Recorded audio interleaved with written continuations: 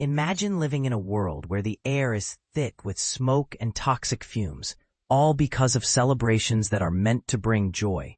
Sounds alarming, right? This pressing issue is exactly what the Uttar Pradesh government is addressing by imposing a complete ban on firecrackers in certain districts. But here's where it gets controversial. Should festivities be curtailed for environmental protection? Or is there room for balance? The government has announced the sweeping prohibition on manufacturing, storing, selling, and using firecrackers across 8 districts in the National Capital Region, NCR.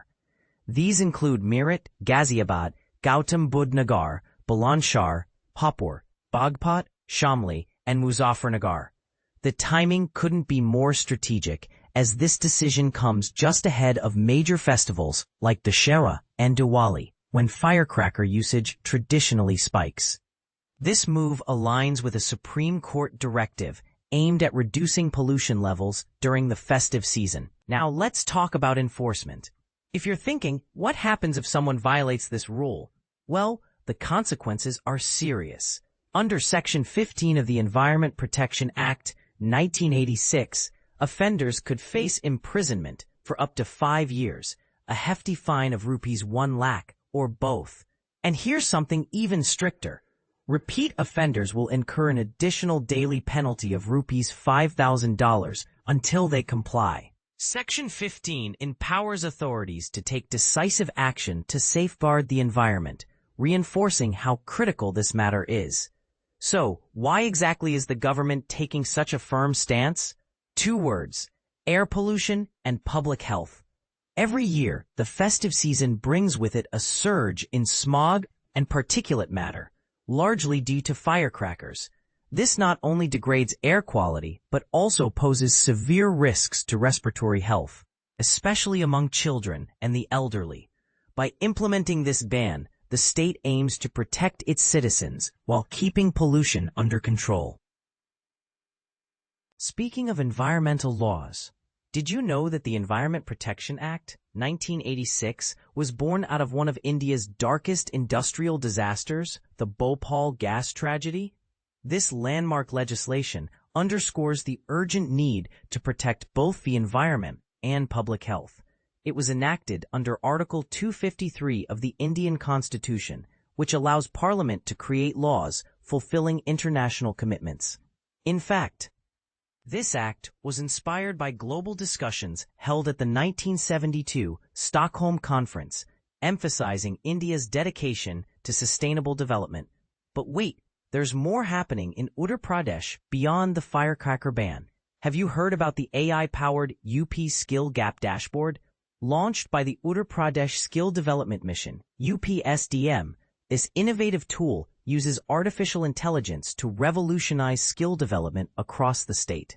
For the first time ever, districts can now assess their specific skill needs scientifically, paving the way for better livelihood opportunities locally. Here's how it works. The dashboard leverages advanced machine learning algorithms and data analytics to analyze employment trends and sector-specific demands within each district. Training partners submit trade-specific requirements, and the system evaluates them alongside district-level data. This enables the dashboard to identify skill gaps accurately and recommend tailored training programs based on local economic growth patterns. And this is the part most people miss.